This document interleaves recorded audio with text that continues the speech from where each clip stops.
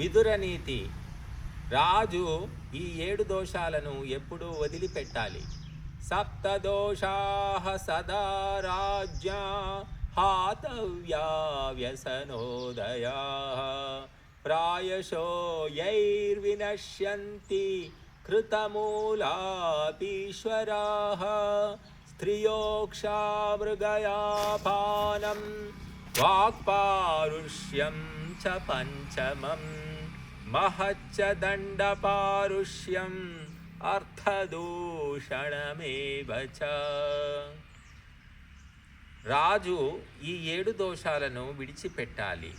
దుఃఖాన్ని కలిగించే స్త్రీలపై ఆసక్తి, జూదము, వేట, మద్యపానము, కఠినంగా మాట్లాడడము, కఠినంగా శిక్షించడము, డబ్బును అనవసరంగా ఖర్చు చేయడము.